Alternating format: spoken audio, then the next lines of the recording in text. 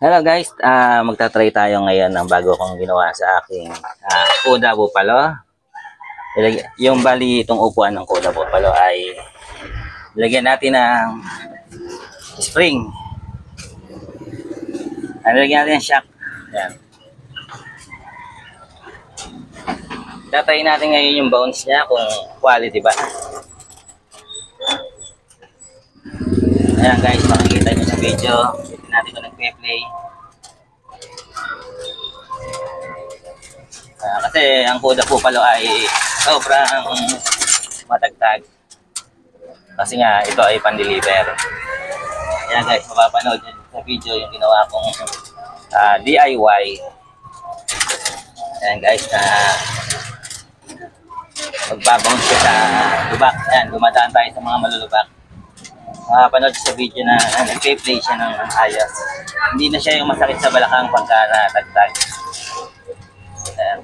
Para kumbaga gusto mo ng smooth ride, ito yung naisip ko na pinakamaganda. Ayan guys, makikita niya, nag-play siya pag nalulubak. Kahit dito sa kabila.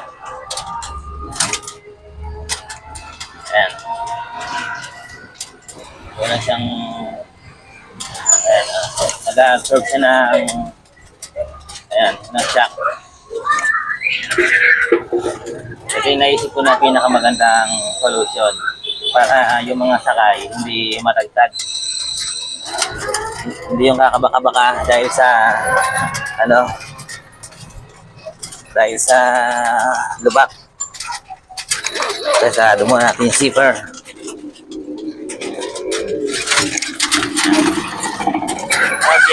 Yan.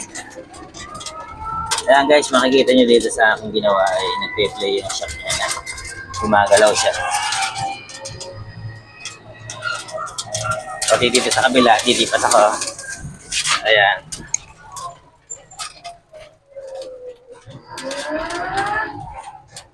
Play yan guys. Balik, itong spring na to na ginamit ko ay front shock spring ng Aerox. Pero pwede naman kahit anong front shock, kahit anong motor. Nabibili lang yan sa Lazada at sa Shopee. Tapos nilagay ko ay mga 12 na ikot. Pero dito sa kabila ay tinalagay ko dito ay 10 lang sa kabila. Dito medyo mas mahaba ang ginawa ko. Ayan. 12 na ikot yan. Kung plano nyo maghanap ng ganyan spring, front shock lang. Kahit yung mga luma nyong motor, meron yung front shock, pwede nyo tanggalin. Or bumili na lang kayo, mura lang yan. Nasa 200 plus lang yata yan. Bale, Kuda Bupalo. Ayan, tinetest natin. Ito, nandito ako sa likuran ngayon. Sobrang smooth kahit na nalulubak ang aking pwesto dito. Dumadaan kami sa lubak. Hindi mo na mararamdaman yung sakit. Ayan guys. Nakikita niya, nipipili siya. Ayan, lubak tayo na malalim. Pero hindi na masakit sa balaka. Sobrang smooth. Ito yun may advice ko sa mga naka-Kuda Bupalo dyan na ayan guys, dumaan tayo sa malaking hump.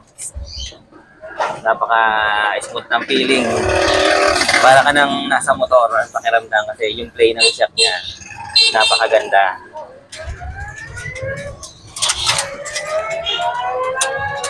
Yan. Tinetest drive namin ngayon. Ayan, tinetest drive namin. Kahit na malalim yung lubak, magbabounce ka lang. Yung bounce niya hindi talbog na sobrang bilis. Talaga mag-play yung shock, yung bounce niya. Kasi maganda yung ginamit kong spring pang Aerox. Pang Aerox yan, front shock sa unahan. Yan yung ginamit ko. Bali, pinutol ko lang yan ng grinder. Pinaputol ko. Yan, nakikita niya nag-play siya. Grinder lang gagamitin niya. Tapos bili lang kayo ng stainless na size na tornilyo.